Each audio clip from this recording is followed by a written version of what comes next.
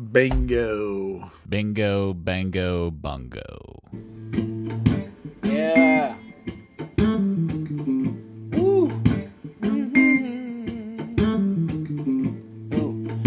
Third Degree, the Third Degree Net Podcast. Third Degree, the Third Degree Net Podcast. Third Degree, the Third Degree Net Podcast. Third Degree, the Third Degree Net Podcast. Third Degree the podcast is sponsored by Soccer90.com. Explore the brand new Dallas Burn collection with gear from Mitchell and Ness, vintage tees, jackets, and hoodies. You're going to love this stuff. Hurry, it's limited stock.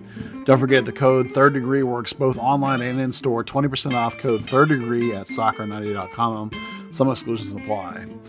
Third Degree the podcast is also brought to you by the Lindstrom Law Firm. For wills, trusts, probates, and business law, call 469-515-2559. That's 469-515-2559. Or visit thelindstromlawfirm.com for a free consultation. Well, hello there, FC Dallas Curious fan. Welcome to another episode. This one numbered 253 of Third Degree the podcast. Hi, it is me, Peter. As normal, first with Dan Crooke. Howdy, Dan. Hey, how's it going? Excellent. And how are you, sir? I am still alive. Wow. Okay. I guess all things considered, that's probably a good thing. So, My doctor tells me so. all right. That's right. Excellent. Glad to hear that. And your hero, my hero, everybody's hero, editor, founder, thirddegree.net, and the original soccer influencer, Buzz Carrick. Come in, Buzz. I thought for a moment Dan was going to break into Pearl Jam song there.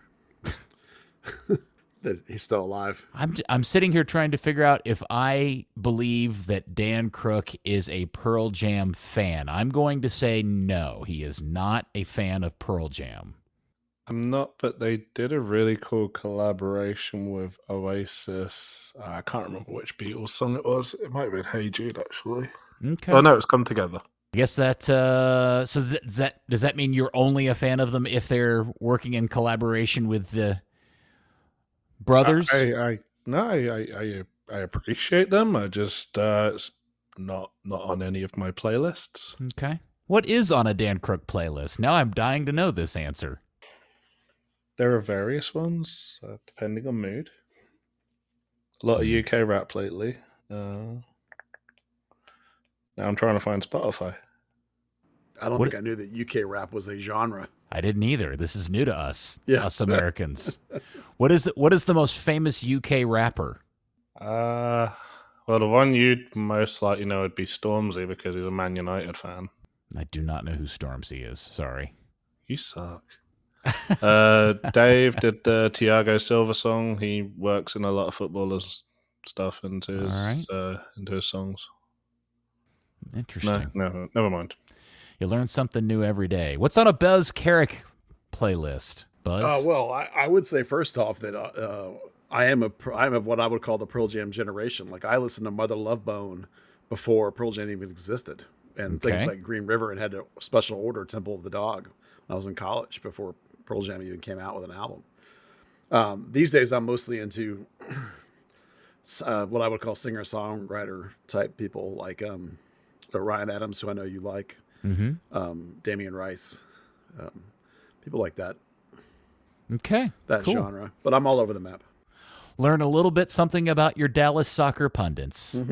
To start off the episode. Well, probably doing that because we're trying to avoid talking about Montreal beating Dallas just a few days ago here at home, 2-1.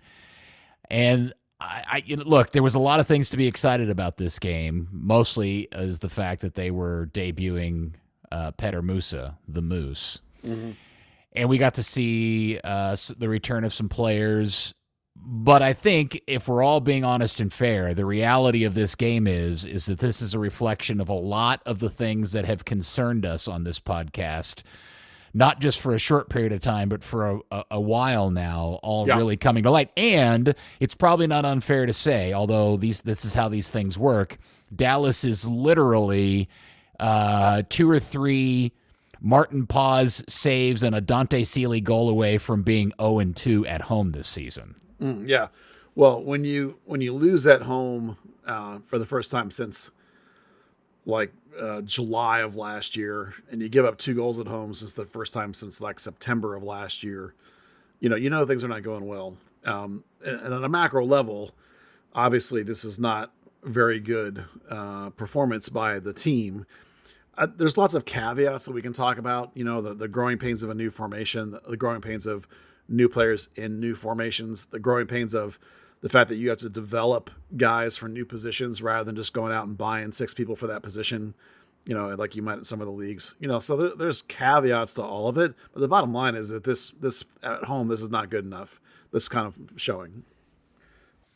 Dan, do you have any overriding reactions to the performance of the game? Desire to forget it. I mean, here's the thing. You saw a team that can play that kind of 3-4-3 style and adequately use the wingbacks, and a team that struggled with the wingbacks. I think that was it. Ariel Lassiter and Rouen just kind of had the run of the wings. They pushed they pushed the Dallas wingbacks inside. They were effective going forward. They were effective getting back. There was a moment where Bernie was just kind of just jogging back leisurely, and I think it was Rouen. Just absolutely blew by him with the ball, and it's just like, come on, you're supposed to be in a position where you're running all day, and that's kind of basics. Buzz, I do think that a lot of people have already picked up on this idea, this kind of running talking point amongst fans that I've read in your Discord and other social media, that people, by and large, are very confused as to why Nico has chosen to go with this formation, considering that it emphasizes a couple of positions that I think it's not unfair to say the team is not particularly strong at, especially when one of your starters in the back line is out with injured. I don't know what you're feeling. Is this something that everybody should just be, calm down, everybody, and just give it some time? It's 2 games into the season, nothing to panic about yet. Yes, mostly. The important thing to understand is that Coach Estevez has decided clearly that switching to this formation as his base formation is the best thing for this season. He has had 2 good defensive teams in a row and has struggled to score goals for 2 seasons in a row. And so this is the adaptation he's come up with to still be good defensively and try and unlock the offensive end. And he's not doing it for today. He's doing it for the end of this season, right? I mean, the idea is that by the end of the year, these players that are struggling now in some of these new roles, the team as a collective, and obviously, of course, certainly we hope it's way before the end of the season, but like the idea isn't like how good am I today? The idea is how good am I at the end of the season?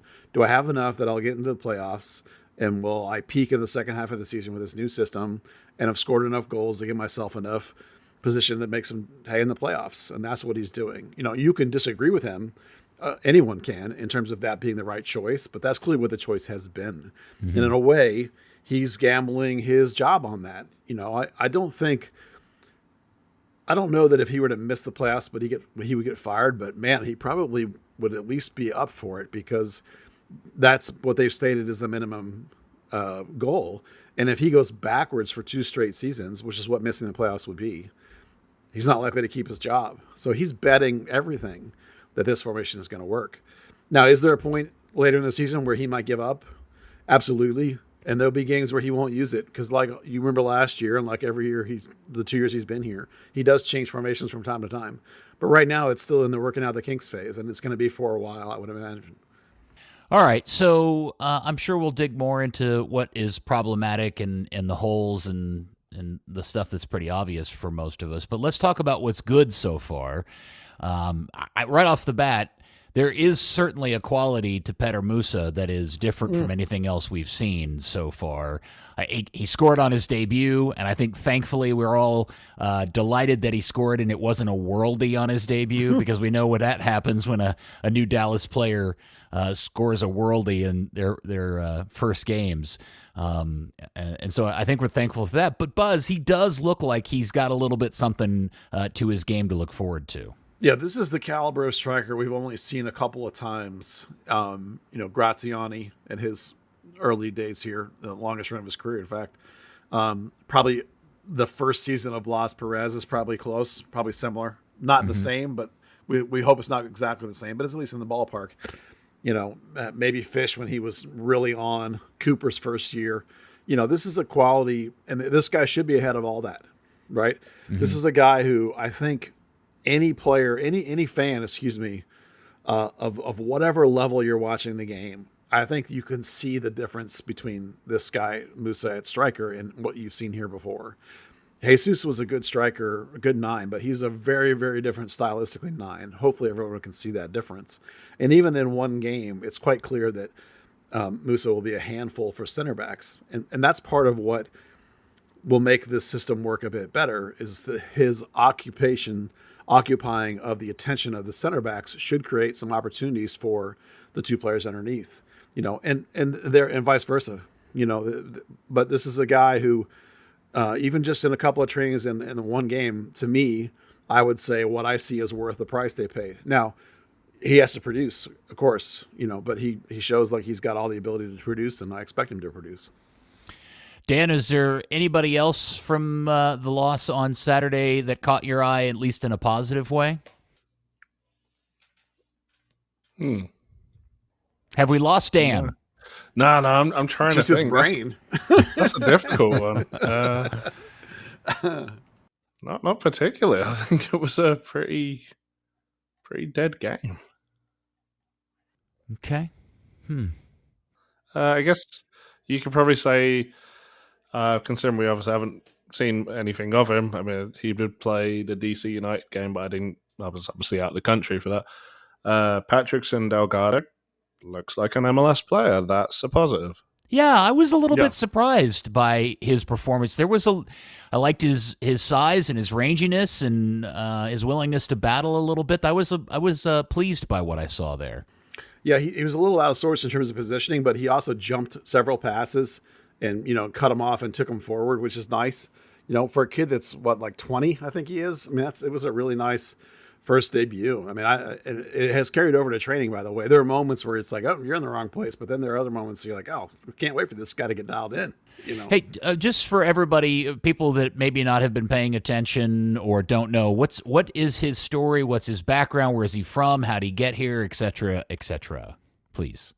Well, he's I believe he's a U22. No, he's not, is he, Dan? He's not a U22 signing. He's just a 20-year-old Ecuadorian. He's on loan, and they have a buy option. So this is the kind of player and the kind of loan that they've done in the past with North Texas, where they bring a guy in basically for just one season. But he is only 20 years old. He's played for the Ecuadorian, youth national teams. He may have one senior cap, but he's definitely a guy that's come through their system. He's definitely a 6, maybe a little 6, a little bit of 8 in there too. It definitely is. This is the kind of deal where you think maybe a guy can help you, but you're not ready necessarily to pull the trigger on the full buy because it might be a little pricier than you want to go. And so you bring him in and you see how it goes. And at the end of the year, you're like, okay, great, that worked out. We will buy you. So it's kind of like a short-term lease with a long-term buy option, in a sense. And it's not a guy that you would necessarily expect to be a huge part of your team this year, but you want to see enough out of him that you're like, okay, that is worth investing in. And I think it looks like that really could be a really nice player, and if he projects forward from where he is now, he really might be a guy you might be wanting to buy. Sometimes the price can be crazy, but usually you don't look at a 20-year-old as that's not a kind of loan that's like a short-term fix. Like I needed a body, you don't bother with that, but it's more like run the rule over a guy and see if you like him. So he was also on loan at young Ajax last year. So I mean, yeah, the idea of him kind of moving on from Ecuador was definitely on the cards. And you said obviously a bit of 6, maybe a bit of 8. He also played left back and centre back with young Ajax too. It was interesting because I obviously, and we probably need to talk a little bit about maybe the most frightening aspect of the game, which was the situation with Alaramendi. But the fact that Alaramendi had to come off or was, predetermined to come off at that time. I was surprised it was Delgado that came on, or Patrickson, whatever name he goes by. Patrickson, Yeah, Patrickson, instead of Paxton. Were you surprised that he was the first choice to come on at halftime? No, because that's not Paxton was on a minute restriction for only 30 minutes, and I think it shows you that in a sense he may have already climbed ahead of Norris in the pecking order, and if you wanted to try and see like, okay, what do I actually have here? It's as good a time as any to find out, is putting him in. They obviously had seen enough in training. They felt comfortable with it. So what didn't surprise me, and that it didn't surprise me that it was him instead of Paxton. Mm-hmm. Nolan Norris would have been the other choice you really could have gone with there. Okay. Well, let's talk about a little bit about the rest of the game. Probably just starting with the lineup and the idea that the thing that probably I think concerned most everybody based on, the observations and commentary from you and other people that had seen the team in preseason was that Kamungo started on the right wing instead of anybody else. And we know that he has struggled in that position. And I think that was pretty evident again on Saturday night. Yeah, the struggle is real. He has the same problem Dante Seeley does. Even when they switched sides, which is when the goal came from that right in that first half was when they did that flip-flop. Rouen just torched both those guys all night long. The problem they're both doing, and Dante Seeley, by the way, his positioning was much better in this game. But when the Montreal clearly was playing balls in behind those wingbacks to their own wingbacks on the break, and they were getting behind the Dallas guys, and the Dallas guys were not busting it back; they were jogging back. Assuming that the center back is going to come over. Well, the problem is that even if the center back is coming over, which they were, you have to bust your ass back there and take up the center back's position because you can't leave your team down with now just 2 center backs and a 3 center back setup. So it's like you can't. If this is a team you're coaching at any other level, you're screaming at the guy and you instantly sub him out. That's how I would look at it. Was like, if you jog back again, you're coming out of the game, except that you can't do that because you only have a certain number of subs. But that's effectively what's happening. And that's why we joke about, Dante 80% Seeley is because you can watch it the whole game. That when the ball goes over his head, he just jogs back. Oh, somebody else will cover that. Man, not when you're a wing back. You got to get back. And so that was the problem the whole night. And the second goal in the second half was exactly the same way. Dante Seeley was up, and Sam Junka had also got caught up. And both those guys were up, and it was just like a cakewalk down the length of the field with nobody to stop the ball right into the net. It's just like, it's ridiculous. There's a basic misunderstanding from both Bernie and Dante Seeley about how you play this position. Okay, so you can see this, I can see this. People that aren't, haven't watched this team very long or don't consider themselves tactical experts or anything can see this. How long does Nico allow this to continue before he makes wholesale changes? Well, the if you mean the tactics, I don't know, because he'll want to keep working on it. The problem with Dante on the left is that there really is no other option at left wing back. On the right, you have some other options, and we'll talk about some of those later. But the other problem he has is that Bernie's a nice player that you really want to keep playing, you really want to keep developing. But coach is forcing him into the lineup. He's forcing him in at wing back, or he's forcing him in at 10. Neither one of those positions does he fit the profile. And so he's kind of stuck trying to make it happen because the other option is just to let Bernie stagnate and become a wasted player, which nobody wants to do. Right. So we talked before about he was going to be the odd man out in this formation. It sucks for him that the shape does not fit him at all in any way. There's no position on the field that he's ideal for. He's going to have to spend the whole season trying to figure out how to play some of them. And so far, it's a disaster. At some point, why does the coach not say, okay, that's clearly not working? They subbed out Endele really quickly in game 1. We haven't seen him since. But Farfan's hurt, so Seeley you're stuck with. And I would imagine as soon as Farfan's available, you'll probably see him get back in there just because Dante's such a liability defensively. Now, granted, at home it's been somewhat riskable, but now they're about to go on the road and they also lost a game at home. So it's problematic at best, but it comes down to the idea of like how much belief does he have that this is the way to go in the long run. And so he's going to keep at it. Okay.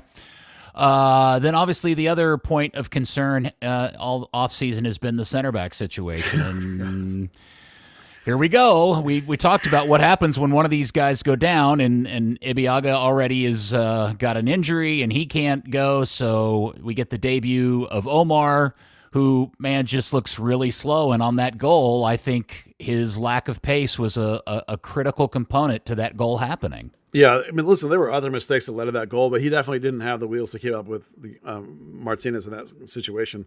The thing is like if Nomar was your fourth or fifth guy, like we thought he was when he first signed, you're okay with him starting 4 or 5 games, or maybe a little more than that. But like the idea that like he might have to start like half the season, particularly if guys get hurt, that's where you get worried. Like a guy's 35, and this is going to come back to. That's a double factor into the biggest issues the team has right now is the fact that Omar is one of your main guys. It's clear as day that that's not ideal. And within the context of that moment, like, okay, there are some games I need my fourth center back to play. I'm going to have to deal with some of that stuff, but you have to adapt for it. You have to understand it. You can't play exactly the same way.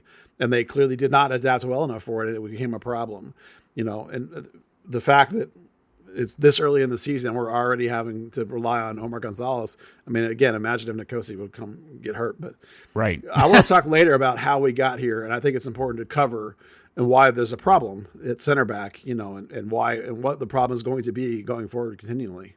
All right, so wingback issue we've addressed, and we've obviously seen a lot of that so far in 2 games. Center back depth and lack of really top-quality starters is something we've talked a lot about and have seen now already in the first 2 games been exposed as a significant problem. But the thing I really have been looking forward to recording this podcast and getting into is the thing that really has surprised and bothered me the most about the first 2 games, and that is it harkens back a lot to last season, which is this team just simply does not appear to have any idea or clue what to do with the ball when another team sets up against them, whether it be deep or middle of the field. They get the ball and all they seem to know to do is pass it backwards and laterally. And what I think they're trying to show off is a bit of patience, really is nothing, almost seems like a level of cluelessness that I find very disconcerting after all this time. Yeah, in this particular game, you are right. It's not as bad as Lucci Ball was, but they are doing that a little bit. In this particular game, coach actually thought they weren't patient enough, that they are too, that they're too willing to just try and go vertical really quickly all the time. And I actually thought that like usually they get these low blocks that they can't handle. Well, this was a mid block, and they didn't have enough patience. And I think this part is right, to wait and for those opportunities of those little spin back balls that Armini did one of them to a couple of them. He's the only one that can really do it since Paxton's not available. And one of them resulted in the goal. But this idea of dropping the balls right in behind. But the problem was in order to do that, you needed your 2 wingbacks to be up and slashing. And Dante didn't do that nearly enough, and Bernie did it a little bit. And it was almost like they just were like the team as a whole just sort of collectively just tried to get forward through the middle, where since Montreal's in a 3-4-3 also, they also had a box midfield and overloaded the middle. So they made it impossible to go through there. And Dallas doesn't react well enough or smart enough by everybody on the field. And I honestly think that Armindi, of course, instantly does and understands it, but then he doesn't speak English, and most of the guys on the team speak Spanish, but not everybody speaks Spanish. And so sometimes I think they don't get a cohesive enough idea out of that stuff. And sometimes it's just the fact that they're just maybe aren't quite smart enough. They do have a couple of young guys that don't really know tactically what they're doing yet, Seeley and Bernie, or guys that are playing like a rookie that's begging to step up to a pro game, playing slightly out of position as a 10, or Paul, who's all kinds of a disaster right now. It's just, Liam Frazier, who had a really nice 5 progressive passes, but I thought defensively was really poor, and he's not going to bang forward, like on a runs. He's going to sit deep just like Yaramendi is. So, there's a lot of stuff going on in terms of offensive pains that fell off from the first game when they had all those opportunities. I did ask Coach if perhaps part of it was the fact that Petar Musa's there. And so everyone was like, oh, this guy's going to solve everything. Here you go, Petar. Have fun. And kind of just tried to play everything into his feet the whole time, when maybe there might have been some moments where that wasn't always ideal. Well, but the other part that I witnessed repeatedly over the course of the day or the game was there were moments where somebody appeared to make a run in behind and nobody would play the ball, or very clearly was queuing up to do it and nobody was even bothering to consider playing the ball in behind. And then there were other times where somebody did play a ball in behind and nobody was making the run. And it's that lack of, I know it's 2 games into the season, but that just, that really bothered, that was really obviously a problem. Yeah, it's lack of cohesion. That's what I'm talking about. It's like the lack of guys that are not quite dialed in yet and don't know what they're doing, and they're not quite all on the same page yet. You have pieces. They had some pieces that were hurt a lot of the spring. They've had 1 or 2 guys that just got here. They're just not all on the same page yet. Teams that have Champions League stuff to start them early are probably a lot more dialed in. I mean, Montreal's not one of those teams, but they were definitely a team that's played this system and this way for a couple of seasons now, I believe. So like they're not trying to figure things out. You can clearly see they know how to do it. So it's all those growing pains, man. It's just going to take time. And I'm not saying they'll ever figure it out. They may not. Right. It's going to take more than this. Because listen, they had a bunch of pretty good results in the spring. And a lot of teams, almost everybody pressed them, and they figured that out. And then all of a sudden, here's Montreal not pressing, sitting back in the middle of the block, and it's, oh shit, now what do I do? Now we're back into this problem again. Yeah, I forgot what to do when I'm not pressed. Right. And I'm not smart enough to figure that out instantaneously because I'm not ER Mendy. I'm everybody else. So or I'm not Paxton, or I'm not Jesus, or I'm not, I'm Areola, but I'm playing in the front line instead of back in the middle, perhaps, or wide, so it's work in progress, man. All right. Dan, would you tell the average curious to just be cool, chill out, and not worry about this? Or you may want to consider at least hovering your hand over the panic button. Drop everything, run out of your house, or if you're driving, park in a sensible place, run out of your car, not towards the traffic. That'd be a bad idea. Scream, set things on fire, shout. It's 2 games into a season. Ultimately, do the players fit this formation? No, that's not ideal. You kind of want to have a system that bases around the strengths of the players you have. Through a 34-game season, can they get there? Potentially. And if they don't, there's plenty of time to change things up, go back to a 4-back and actually, play to the strengths of the team. It's MLS. They're probably going to make the playoffs regardless, right? Well, I don't know. I mean, see, here's the thing that I keep this is the thing that I've been thinking about since Saturday, is this question of okay, it's 2 games into the season and they're just working on this, but I'm also very concerned that I'm not even sure they've got the players to play this formation. And it always goes back to, why is he even doing this? Like, what is it about this roster that has got him convinced as the manager of this team he should be playing this formation? Well, it's clear that they don't have the players. And this is what I joked about earlier when, he's not at a club where he can go buy 6 wingbacks. He has to develop wingbacks. So he's trying to develop Bernie into a wingback. He's trying to develop Sealy into a wingback. He's probably going to try and take Mike Farfan into a wingback. That's what he's having to do this. So why does he have so much belief that he wants to do this? Well, part of the answer is in Jesus, right? Like, Jesus is the only guy on this team scoring. So how do we get other guys to score?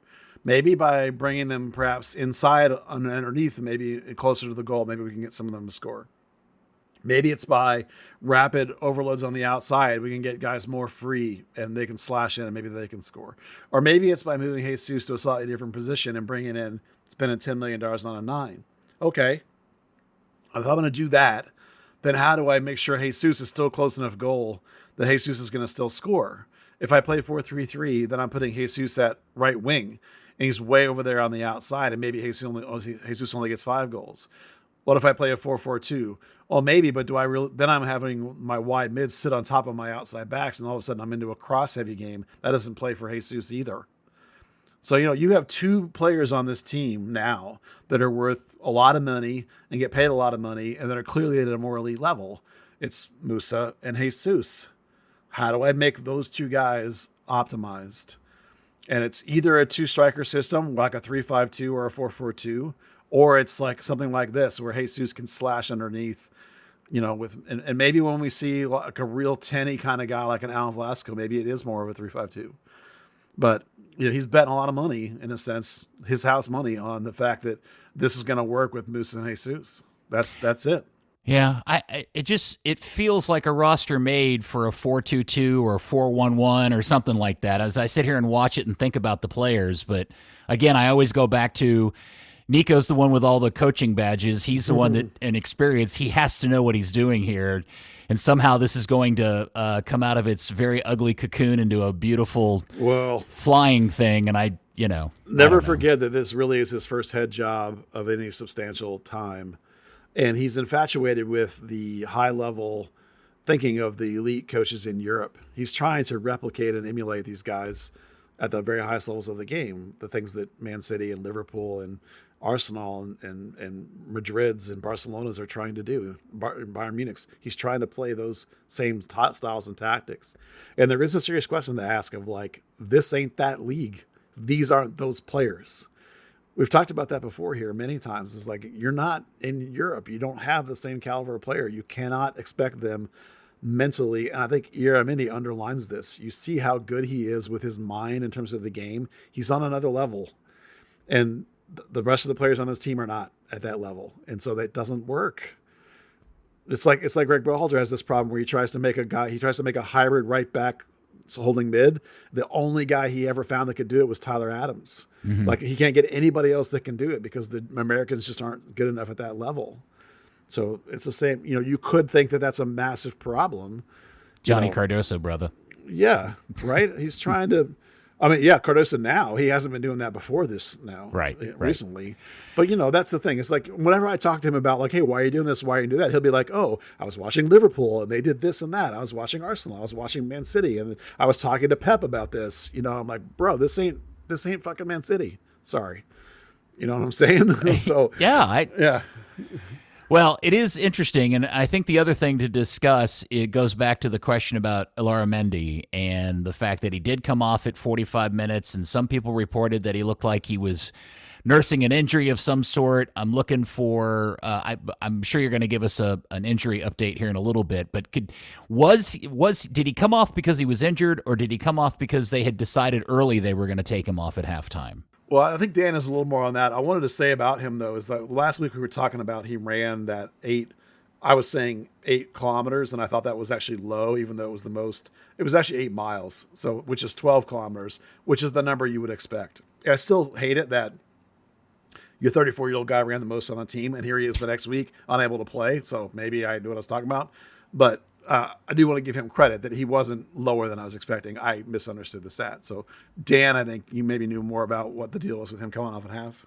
I know he had been struggling with some discomfort in the week, and there was a very real possibility he wasn't going to play. So, presumably, discomfort. Please explain discomfort. Like he had a tummy ache, a headache, an ouchy toe. What?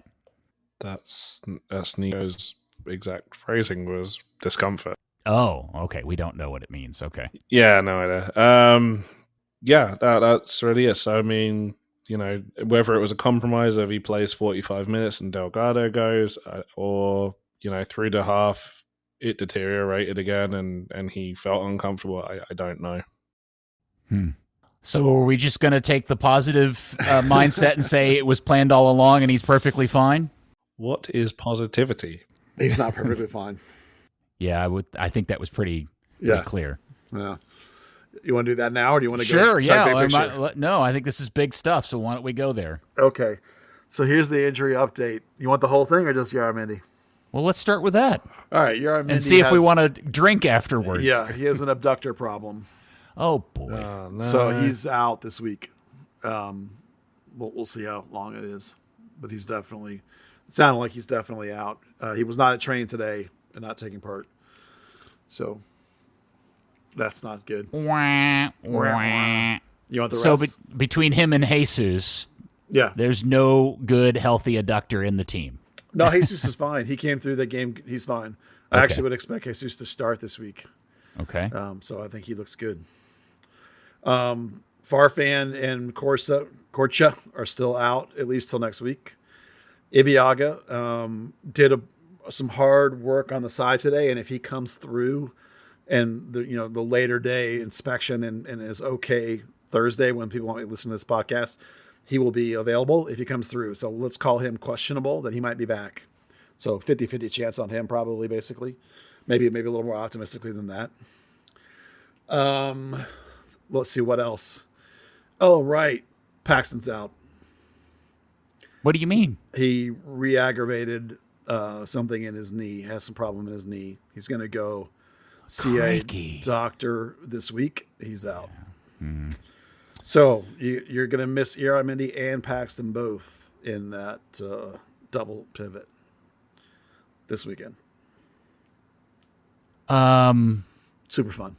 Well, I mean, look, I, as the president of the non-family fan club of Paxton Pomykal, this breaks my heart because this now is an almost countable number of times the poor kid has had some sort of injury. And I know they've tried to downplay the knee situation and the scope thing all off season, but it clearly is more than that. And you do begin to wonder if we're getting to that part, that really, really scary, awful reality that maybe it's just too much and the kid's going to have to hang it up. Because I that may sound extreme, but after all of these injuries, I mean, was this like the 7th time he's been out with some sort of injury since he joined the senior team? I mean, I would have to do a lot of counting, but yeah, he's 24, going on 25 later this year. Certainly the injuries are derailing his career at a rapid rate. And I feel horrible about the kid, because every time I run into him, I'm having to ask him how he feels. And he's obviously tired of talking about it. I'm sure he's tired of being hurt.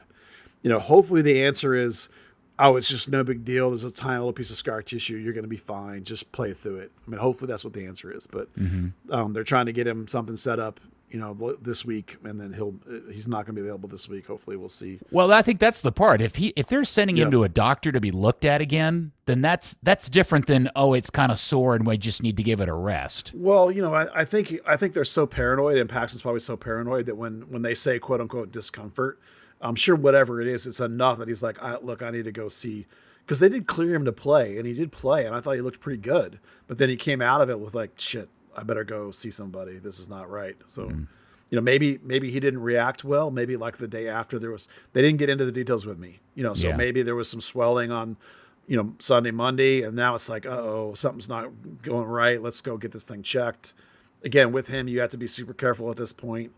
We did get almost a whole season out of him last year, so maybe they can nurse him through it. But effectively, there's no way now that like he has this year and next year under contract, and then he has a couple of options, but those are big options. There's not going to be big money for him out there. There's not going to be a European move. There's not going to be a big MLS move. It's like he's going to be an FC Dallas lifer, and maybe you're only going to get a half a season out of him at a time. But I don't think that anybody should even be thinking about him getting out of the United States as a professional player and going someplace else. I think everybody should just be worried, will the kid get to play beyond the age of 24, 25? Yeah, it's certainly not the money he's making now.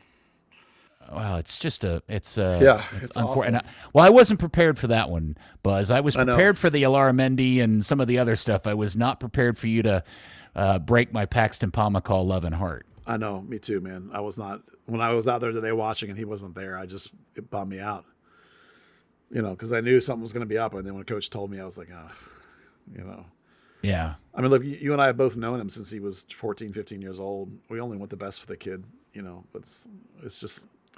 Let's not be too downer. Well, let's also be fair and honest with everybody. Yeah. We've been in this league. We've watched this enough times to know that when these situations happen, there are more than enough times where the result is somebody's done something and their season's over. Yeah.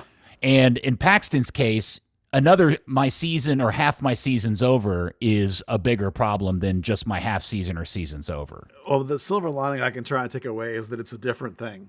It's now his knee instead of his hip abductor. Right. So maybe it's not a big deal. He's moved away from the hip impingement surgery. Right. Yeah. He's starting fresh. Yeah. But, he's rapidly approaching what should be the prime of his career, and he's not really progressing anymore. It's just, Yeah. I mean, it's at this point, I just want to wish the kid the best, and I'm cheering for him and sending him all the karma I can, and I'm hoping for the best. But it's like just every time there's something new with this kid, it just makes me feel so bad, and I don't know what to do other than just to be like, well, shit. Yeah. Well, I bet Dan probably through his life watching kids come in and out of academies and being rising stars and phenoms and the next big thing. The reality is not everybody ends up being the next big thing or turns out to be a guy that ends up with a decade-long plus career. Sometimes guys have injuries and things just don't go the way you want them to go. And right, Dan? I mean, that's just the reality of this deal. Not everybody's going to turn out to be Ricardo Pepi or Christian Pulisic. Yeah, I mean, those guys are the vast minority, the 1%. There's so many kids with all the talent in the world who maybe don't get the chance, or coming up through the ranks. Girls come along, partying comes along. Just the difficulties of the game, injuries being part of that as people are growing. Yeah, it's rough, and you hope that Paxton comes through it all. Just to put it on a local spin on it, you remember, Peter, that Chris Bondi, when he was drafted, won the Hermit and drafted #1 by FC Dallas, he blew out his knee like a month before the end of that senior season, and he was the best player in college. And FC Dallas still took him first overall. I think it was first overall. It was high up there, whatever it was, and he never really got back to the same level he had when he was in college. And then, if you want to take it for another spin, it's the Baylor Bears quarterback, Griffin, who tore up his knee like playing for the Redskins that first season or two. And Griffin, yeah, it was quite been the same. So those are famous examples. Who was the standout linebacker the Cowboys drafted that had the bad knee injury with the flop foot and made it for a couple of years? And then Jalen Smith. Jalen Smith. That's a great example. I mean, that guy was the next big thing. He was going to be the #1 draft pick until he blew out his knee and tore up that nerve in a bowl game. I mean, Jalen Smith's the reason why guys bail out of bowl games these days. I hate to be this guy, but I'm worried for that same reason with Tarek Scott with his double knee last year in spring camp. Yeah. It's been a year since he's done anything. And now he's playing for North Texas, and I thought he looked quite bright the other day. He had moments, but he looks a little passive, and that comes back to the mindset, the brain, that takes so long for your brain to believe. He's just back playing, really. So you hope that he comes through this out the other side. But the double knee is, man, that's a big ask. Well, this year's going to be a write-off for him. You just kind of hope that he stays healthy for it as much as anything. Yeah, there's no rush with that kid. He's so young and had such huge upside. You just want to see him get through the North Texas season without, having a major mental problem or setback or something, or losing complete faith in it. Well, before we progress any further, I would then suggest that the Curious's homework assignment for the following week is every night when you kneel down for your bedtime prayers, include one for good old Paxton Pomacall and his knee. All right, so Buzz, anything else about the Montreal loss and that game in particular, performances or particular players that we want to get into before we talk about what you did see in training and previewing the game this weekend? Yeah, well, I would just take the last 15 minutes or so and some of the brightness that was there. I thought Leggett looked pretty bright in that moment. Jesus looked pretty bright until he went walkabout. I thought Eugene Ansah gave a good 10, 15 minutes or whatever it was, sort of run out. We talked about Patrickson, so there's some positives there. Obviously, Musa was fantastic. So, you take those things and you go forward and you hope that some of these key players are going to come back soon. That's it. Okay. Let's see. So you did go to. All right, let me ask Dan. Dan, you got anything before we move on? I'm sorry, I wanted to give you an opportunity to. Nada. Okay. Look like another sellout crowd. Yes. Yeah. Good turnout. Anything in particular about the crowd or the scene going on at the stadium we need to know about? It's a drone show. Yeah, actually, yeah. So another 19,096. Interestingly, cleared out before the drone show. Really? Yeah. Because of the loss, or because you think people are burned out on drone shows? I couldn't tell you. I was too busy trying to get to the press conference at that point. But yeah, I mean, there were obviously still people around later on. There was still traffic when I left the stadium, but yeah, they're not. Maybe, I mean, the theme was crap. It was that Fast and Furious rip-off thing, which for me is such a weird thing. It was Texas Independence Day. The theme's already built in there, but yeah, maybe a better theme, whether it's a Marvel or Star Wars or something good. Maybe a different story. By the way, I mentioned this, I think, in the Discord Tuesday night when I was at my old man, 7-a-side game. Afterwards, somebody came up to me and asked me why they keep seeing Dallas wear their, in their terms, away jerseys and home games. And when I explained the answer to that question, the collective response from my teammates was, "That's the dumbest effing thing I've ever heard. You wear your home shirt at home." And I said, yes, we all agree. I think most everybody's in agreement with you that this is the dumbest thing ever, that you're wearing your away jerseys every other game at home. And I will never, ever get used to that, Buzz. Oh, even in the stands at the game this weekend, people were like, why are they wearing white? It's like, I didn't even bother to try and explain it. Yeah. I think people should kind of be used to it in MLS by now. I mean, there's a reason they don't call it home and away anymore. It's primary and secondary. They went to the whole thing where it was the light versus dark, and, sometimes that meant wearing the home kit away kit at home. Obviously now they have that split sponsorship where they're obligated to do, was it 9 and 8? So you'll see another 7 times the white kits worn at home, but I don't know. I mean, I feel like culturally that's less of a big deal in America, right? Houston wore their purple at home tonight in the CONCACAF against Columbus. Okay. Well, it's just stupid. I'm sorry. Can we do a Jaden Shaw break-in? Well, so I was going to say, I'm sitting here just for transparency. I'm watching this game in the background, the U.S.-Canada game, while we're recording this because we're in the middle of it. This is so stupid. After what we saw in Salt Lake over the weekend in the snow blizzard, they should have never played that game in. The women are now playing a knockout round match in a tournament in essentially a bog. And it's that game, Dan, where the ball defies all normal physics. You kick it as hard as you can, and it stops in the ground as if it's got stuck in quicksand. And Jaden Shaw scored because she had the one good opportunity where a defender tried to play it back to a goalkeeper, and the ball just came to a complete stop, and she got to chip it past her. But the United States is lucky that they haven't had that happen to them 2 or 3 times. This is the dumbest thing ever, and I have no idea why they're playing this game. Well, they probably don't have any choice because it's a tournament. They got to keep going. But this is, as somebody that had a referee license, this is an unplayable field, Buzz. There's literally standing water on the field, and nobody can control the ball. Ref should have stopped it. Well, they shouldn't have started the game. And it looked like at one point, about 5 minutes in, she stopped play, and she ran over to the near side, and she looked like, because I think she's a Mexican referee, she looked like she was going to stop the game, and then they went on with it. It's ridiculous they're playing this game.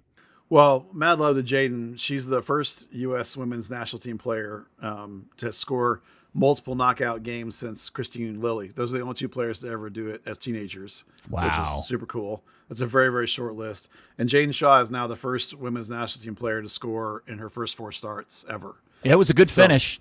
Yeah. Just super awesome to see that player that we all started watching when she was 13, 14, 15 years old around here. 12. Yeah, 12 in Dan's case. When she first played for the women when she was 12, FC Dallas women. And we've talked about her, Peter. I know you have since you saw her at the Dallas Cup.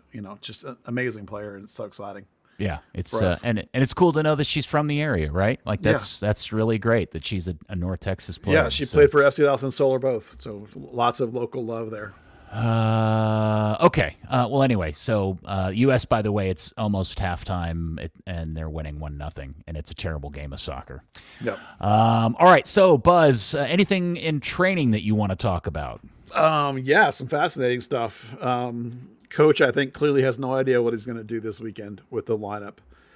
With the Yara and Paxton both out, he's trying to figure what to do in the double pivot.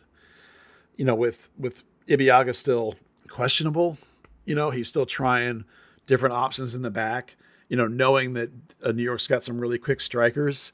So he's obviously knows that Omar is not quick and like, okay, what do I do if I don't have AE? What are my options? He's looking at some various things.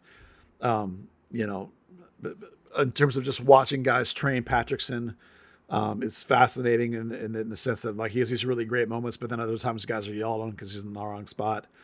Watching Imatu Amasi looks skinnier by the day, which is great because he looked like a dude that sat around for 3 months this winter. I think he's been in the weight room too much. They need to trim him down a little bit, but he's a fast player, so he's definitely in the mix potentially for this weekend. There's definitely some interesting stuff going on, and when we get to the part about the 11, I'll actually try and break down what some of it is more specifically. But the temps are really good right now, so practice is really intense. Nolan Norris absolutely clattered Musa, but that's fine. You got to be physical, trying to win a spot and all that. So it was actually a really good day of training, all things considered. One of the things I meant to ask you about the game was you're surprised that he started Farrington in that kind of a 10 role, and the fact that we didn't get to see the same Farrington we saw the first game. Well, yeah, because he's playing out of position. Yeah. Is it a position he's just not used to playing? He's purely a real 9, not any kind of pretty much second striker type, or a wing. He's played some wing, but that's in a front flat three. That's not that underneath. It's like trying to ask somebody to become a midfielder overnight. It's just not doable, really, unless you've got those tendencies in your game like Jesus does, where he's actually even played there. So that's fine. But like asking Farrington to do it is ridiculous. If Leggett wasn't coming off of some preseason stuff, if Bernie wasn't out of sorts, if Hader O'Brien was still here, there's lots of other choices that could have happened, but he was kind of out of people at that point. I think he was trying Bernie at wingback, so he couldn't use Bernie in that spot, so he kind of was stuck with going with Farrington, and it clearly didn't work because Jesus was on a minute restriction. So I don't think that's a viable long-term option. And Farrington played 9 the whole day today. There was no wing or underneath with Farrington today. It was just 9. So. Okay. Well, what else from training? Well, if we want to talk about the 11, I think obviously Moose is, even though he played more than he was supposed to, is no problem. Jesus, I think she's good to go. He clearly is considering Paul at wingback for this game on the right, not the left. How mad are you going to be if that happens?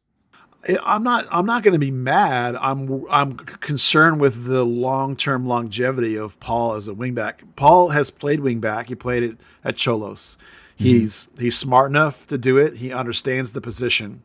But at 30-ish years old now, asking him to spend the entire season running up and down the field in the heat is going to burn him out. So you can use him there, but you can't use him all game, every game there. There certainly has been guys in the past that have gone from forward to outside back or to center back or to 6. Tadek became a 6. Bobby Ryan became an outside back. There's a litany of them, guys later in their careers. There's the guy for Kansas City that was a forward that became an outside back. It's a common adaptation. So using Paul as a wingback is no big deal. It's actually it probably will work quite well when you're short bodies. But the other side of it has been, A, we hadn't seen Paul doing it. B, you had nobody else really that could do the 10s role at all. But now Jesus is back, so that helps that. Leggett's back. Maybe he's an option there. Bernie's gotten a little bit better at it. Maybe he's an option there. And maybe Paul's going to have to be the answer at wingback. I'm just concerned about it for 34 games. Well, now it's 32. You know what I mean? Like if he has to go 90 minutes week after week after week after week at wingback, that's not going to be... He's going to do a Farfan where the last 6 games of the year he's trash because he burned himself out. Okay. Well. Yeah. Anything else from training that will something, Buzz, give me something that doesn't bum me out. Well, you have 3 choices really at the double pivot, and it's Frazier and perhaps Patrickson. I don't love that combo right now. That probably might be Leggett. as a deep 8, which will be fascinating. I don't think it'll be Nolan. Nolan's also in that contention spot. So those are your 4 choices. You pick the 2 you like at that spot. As I said before in the podcast, it's Dante's the only wingback you have on the left right now. So it'll be Dante again, much to my chagrin. And trying to compensate for Omar's pace, they were trying Tuamasi as a center back. They were trying Carl Sante in there again from North Texas. They had, it's not ideal. Obviously you really hope Ibiaga comes back. They were actually doing Tafari center and Omar left at one point. It's just, and they even worked a little in a 4-back set. Some of that was replicating. It was not. You're not really replicating New York, I don't think, because I don't think they play a 4. But I didn't look into that. But I think just remember that this coach is not 100% ever locked into just one shape. So you might see other adaptations, including a 4-3-3 or a 4-4-2, possibly over the course of this game or the next few games. But like I said, there was way more experimenting than usual. So I think coach is still trying to figure out what he's doing. And so I would not bet my money on any of those combinations I just talked about, because you will not have a high chance of winning, because I don't think he's decided. Well, Dallas goes up to New Jersey to play Red Bull at Red Bull Arena. I love that place. I don't know if you guys have been there. It's a great stadium. Not been there. And with all the bad news that Buzz has been giving us for the last almost hour, the only thing that comes out of this piece of statistical information that I think may play in Dallas's favor is the gall that New York has for actually putting this out on social media. It just feels like you're just jinxing yourself badly. But pointing out the fact that New York is on an 8-match, 12-year unbeaten run against Dallas. And of those 8 matches, Dallas has only scored goals in 2 of those. New York has shut them out their last 4 games they've played again. Or no, I'm sorry, I'm doing this backwards. So they shut them out the last time they played back in 22.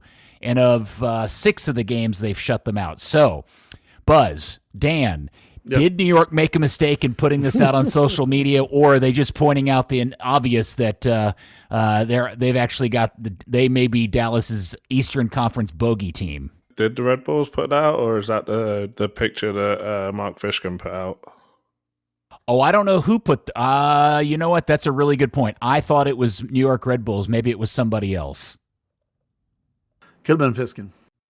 Because it was the C in red. That's it, right? Yeah. Oh, you know what? Down there in the corner, it does say "Seeing Red." I'm looking at the graphic, but I'm going to say Mark Fishkin is like their version of Buzz Carrick, and that's just bad karma, right? Please, somebody tell me this is bad karma, and this is going to blow up in their face. Well, I was on his podcast today, and he said that he said all his friends, all his followers blasted him for the jinx of putting that graphic out. So, but I will also say that they are Dallas's East Coast bogey team. It's so bad, Dan, you'll remember this, that there was a game where they came to Dallas, New York did, and they went on a full 100% rotation and played like 15 academy kids and 17 Red Bull 2 players, and they smoked Dallas 3-0 here in Dallas. Yes, that was their Oscar Pereira Kids Columbus game. Oh, right. That was 3-1. 3-1, sorry. I should have given them credit for the goal. Yeah. So, yes, they are Dallas's East Coast bogey team. Oh, yeah. All right. Well, now that you know all that information, it doesn't feel, based on everything else we know, it may just be a 9-game unbeaten run against Dallas. Yeah. I think they're undefeated, aren't they? and they've got a couple of really nice new players. On the road. Yeah. Forsberg apparently has hit the post twice or something. So, yeah. I think we should talk about some of the big picture things that are bothering me with this team. Okay. Well, I thought we had, but what? No. There are more? Yeah, there's 2. There's 2 major ones. These are not specific to the game. These are big pictures with this season. And a couple of games in now, I want to talk about them because I think it's important. So my good friend Mike Renshaw used to say, soccer is a young man's game. This is not a game where olds do well. Father Time is undefeated. this team, and I think almost every coach eventually learns this lesson, but coaches who are more recently removed from their playing days, and I know Nico wasn't a big-time player, but he's still relatively close enough to the days when he himself probably played some, and is close enough to the players that especially young coaches always think or often think that the answer is to play old experienced players who make good decisions. And that's actually not true. The opposite is true. You want to play young players, a great deal of young players, and going older and older and older is actually a horrible idea, and it never works. And I think that we're watching that happen with Nico. He hasn't learned that lesson yet. And you just look at the number of players that are in their 30s that they're signing. Like, we need a center back. What's the answer? 35-year-old Omar Gonzalez. Man, that is a terrible idea. We need a midfielder who can pass. What's the answer? 34-year-old Asir Iaramendi from Spain. Now, that dude is a great player, but he's 34, and look how he's already hurt, right? Game two. Leggett in his 30s. Big contract, relatively speaking, and doesn't start. Paul Areola, rapidly approaching 30, rapidly declining, may have lost a step, getting paid big money on this team, right? There's a tendency... Ibiaga at 31, 32, signing him for more than he's ever made, to start more than he's ever made in a center back line. There's always a tendency from these guys that are early in their coaching careers to do this, and it always backfires. And I'm sure someone will point out an example to me of where that's not true. But you can look at the way, for example, Germany rebuilt their national team when they went with all those young guys and played them for a long time, and then they won a World Cup. Right. It's like you want to go with guys that are young. The very best players in the world are not 28, 29, 30, other than Messi. They're in their low 20s. Like, how old is Foden, for example? Like 23, something like that. So, look at how much De Bruyne. Look how De Bruyne's breaking down now after in his 30s with all those games played, right? He's 30, right? Mm-hmm. Close to it, if not, yeah. If not close to it. He's not 22 anymore. He's Areola. He's starting to lose a step. It's like, so this roster is, in MLS, we've always had a lot of young guys and a lot of old guys. And we've applauded when they've brought guys in like Musa in the prime of his career. Super exciting. Young guys are expensive. They've done a nice job with some young guys, but all of a sudden there's a whole lot of old guys playing and no homegrowns playing. Like the first game, Dante Sealy was the only homegrown that played. All right, so that's soapbox number one for what's wrong with this team. Number two is the foundations of the center back problem. And I think it's important to talk about how we got here, because we definitely have a center back problem. Now, if you played a back four, it would not be as bad, but it would still be bad. And you guys know, in the big picture of things, Nkosi Tafari is the replacement for Matt Hedges effectively. He's a domestic center back that you drafted. You developed him, and now he's in the prime of his career. He's replaced Matt Hedges as one of your other guys. At the end of the Lucci era, we had Reto Ziegler, who was the international center back paired with the Matt Hedges domestic center back. Reto Ziegler was a great player. We really liked what he looked like. High line, quality player, smart, knew how to play, but was getting long in the tooth, and eventually they moved on. And his replacement was Juan Antonio Martinez, who did not work out.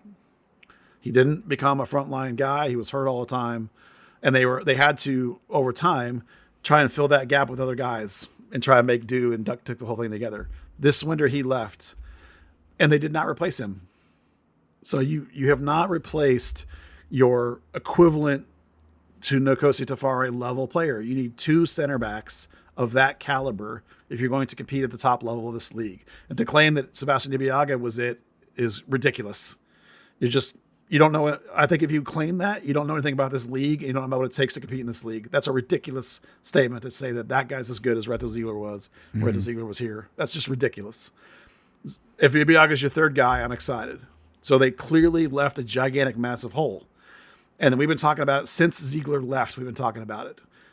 And for sure, we've been talking about it since November. And then they went to a 3 center back system and exasperated this problem and made it worse. Now, I love Sam Junka. He's great.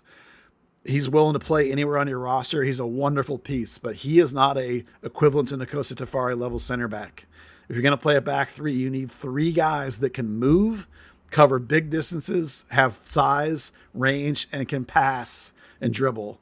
And only one of your center backs has that, and that's Nkosi Tafari, and none of the rest of them do. And you want to play a three-man center back. So, like, if you talk to them about any given performance, they'll talk about this guy played good, that guy played good. It's ridiculous. Your underpinning of your defense is Martin Paz. If Martin Paz wasn't incredible, this team's defense would suck. And it's a problem, right? They're duct taping the thing together, and they spend all their money on the front line. So those two things right now, it's not the 3-4-3 that terrifies me. It's not the fact you're trying to develop wingbacks that terrifies me. It's the fact that your team is getting old fast and breaking down physically fast, and you have no center backs of enough caliber. You have one center back of real caliber. And so that's my TED Talk for today, and those are what terrifies me, not the other things that we talked about today. But aren't these the things that we've been talking about? I feel like we've had this conversation endlessly for the last 2 months. Yes. But they're still true, and they're still a problem. And like when Dallas is 500 in the middle point of the season, everybody wants to know why. Those are going to be the reasons why, not Dante Seeley and wingbacks. Yeah, I feel like what we're doing is we're just finally seeing the actual evidence of the results of everything that we were suspicious about in the preseason, when we were all looking at each other going, wait a second, they're going to play 3 center backs? Yes. Yeah. I want to be hopeful, and certainly after 2 games, winning a game and losing a game isn't the worst thing in the world, to a position to be in. But it does not. We're all collectively guys that have watched this team through its entire existence, and we all kind of have a pretty good gauge of how things are going to go as you watch the first few games. And this certainly doesn't feel like this is going to turn itself into a championship caliber team. No, unless something else changes that I don't foresee. Well, we had this false dawn in the winter where we were talking about where's the ambition? Are you going to do anything? And then they went out and got Musa. That's fantastic. Oh, I love that so much. And they were like, we're going to add one more player. And it turns out that player was Patrickson Delgado, who's a 6. And while we like that, we had hoped the false dawn was, a player's coming. Please be a center back. And then it wasn't. Right. And well, it was Omar Gonzalez. Oh, no, this was after that. But yeah, this was after Omar. Yeah, that's true. There was that also, Dom, when they're like, we signed a center back. Yay, it's Omar Gonzalez. Oh, okay, is that the 5th center back or the 2nd center back? Well, the answer was 3rd, but still not what you needed. They were just. I just wanted to underline the 2 things that I think are going to derail this team. That are solvable problems. And hopefully they're going to recognize it eventually and solve it. And it may just not be till midseason, and Martin Paz is going to carry the defense through this whole thing, and it'll be fine. And, they'll have to rotate players in and out of all. But you wonder why these injuries are all happening. Other than Paxton, it's all because of, age and wear. Legette's 30, Yaramity's 34. These are where these injuries are coming, other than Paxton, which we knew about. Because Farfans is a fluke. That was a fluke. He got banged. It has a tiny crack. That's not... and Korch is maybe sort of a heavy season load thing. I'm not worried about that one. It's the ones that are there because they're 34 years old that are the ones that worry me. Yeah. So, I don't want to, I'm not usually a guy that reacts emotionally to losses. This is not that. This is me reacting to a winter of what to me looks like a lack of recognition of 2 problem areas, and a willingness to carry through it, knowing that my keeper is going to save that, and that my midfield will be taped together well enough that it'll be fine. And maybe that's true. Maybe it will be true. We'll see. Well, I guess we should all just be thankful we don't have 3 soapboxes for you to stand on, or you want to stand on. Today. Yeah. Well, just wait till Tafari gets hurt, and then we'll do that bit again. Hey, they loaned Mulatto to San Antonio. Didn't see that coming. Yeah. Well, before you get into that, the one thing I wanted to say is it would be perfectly in line for Dallas to have finally gone out and gotten a top quality striker, and the rest of the team falls apart because of bad roster construction. Yeah, I mean, I think Martin Paz is so good it won't, but I'm still the underpinnings are fragile and on loose sand. It's bad construction. Especially if you're playing 3-4-3. I'd feel better about it if you weren't, but the coach wants to do it, so they're going to do it. So we'll see. All right. Well, so do you want to, before you move on to Mulatto, did we get a definitive what you think the starting 11's going to be in New York? Well, there's a lot of grasping at straws in this one because of even coach was very tenuous in training. There were not a lot of discernible patterns. So I'm gonna bet, based on the fact that Paul Areola played wingback the whole day, I'm gonna go with Areola at right wingback, Celia on the left.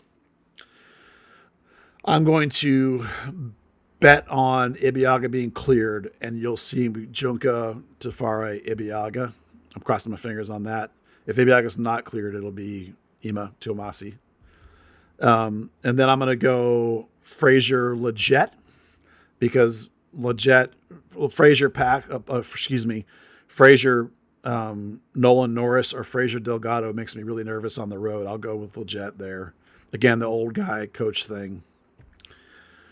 This is me predicting what he's going to do, by the way, not my choices. Yeah. And then that clear leaves, qualifier. Yeah. Jesus looked really good in training today. So that's an upside. He and Musa with, I'm going to go, since I put Paul at wingback, I'm going to go Bernie underneath with Jesus and Musa. Okay. Yeah. I think that's my guess.